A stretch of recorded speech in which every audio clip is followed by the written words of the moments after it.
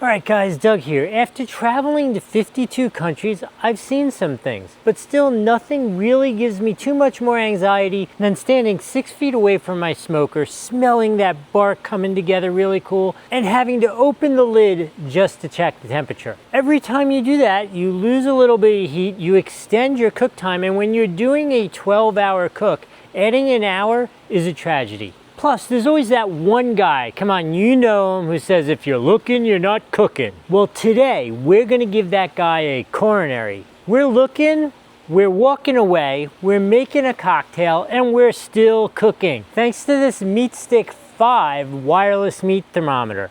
Now, I do have to say they provided it to me to do this review, have this conversation with you, but there's only one way we can do this. We're gonna have to cook with this, see how it works, and give you my actual feedback. And I'm also gonna share with you the 3 most common questions that I found as I was researching, getting my knowledge about this product, and the answers to those questions, because you probably wanna know the answer to one of those 3. So the most common question I saw is the unlimited range a real thing?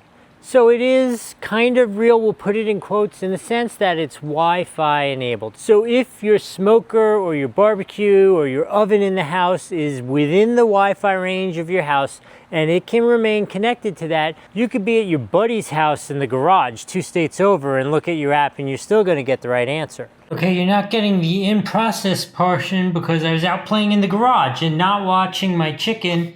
And how nicely barbecued is that? It looks great. I'm excited to eat it. Tomorrow night will be the big steak chat. So technically that is kind of unlimited range, but it does have to be within range of Wi-Fi signal in order to be able to take advantage of that. Another question, and I'll actually put it in air quotes, the other question I saw is how different it is than my other meat thermometers, which eventually melted. And so it is uniquely different. The MeatStick V has Forge tech, which allows this to go to 1200 degrees in a short burst, right, to 1200.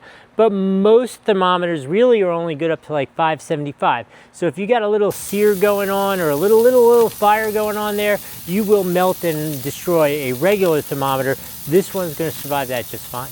So the final common question that I wanted to cover, which will include a little bit of a tip in there, how accurate do I have to be with the placement of it? Does it have to be dead center in the right spot? And the answer is pretty cool. My tip to you is you want the thickest piece of meat the furthest away from the bone that you can find. So the unique difference about this compared to most thermometers just have one sensor at the tip. This one has 6 different points along the shaft, spacing out the thermometers so you're getting a full range of temperature readings, not just one little point. Those are the basics. I've probably included a little bit of me starting to cook and that kind of stuff as B-roll in here. Why don't we go talk to me right as I'm taking that delicious steak off the barbecue and see what the actual experience was like. All right, here we go. Look at these 2 delicious pieces of meat and this meat stick here. Let's set up a cook.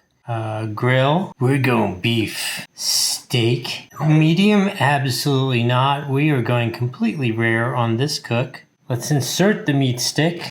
We go, ready? All right, starting the cook. All right, let's see how this delicious steak looks. Looks amazing.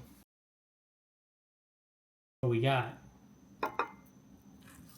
Got a great crust on it, just like we want. Oh, look at that. That is absolute perfection. This is the proof. This is the proof. There's no other proof that you need that this thing works. My one pro tip that I will tell you is that when you go out to the grill, the base needs to be somewhere fairly nearby, otherwise it beeps and loses connection. Our grill is pretty far from the house, so you want to keep it. So I just simply took it outside with me so it stayed in contact with the sensor. But outside of that, this works perfect. If you want this, there's a link here on the screen or down in the description. Both work the same way. Neither one's going to cost you anything extra to use them. If I've added some value, please like the video, follow the channel, smash that hype feature if we're here on YouTube. If you have any additional questions, thoughts, comments, put them in the comments below. Let's have a conversation about it.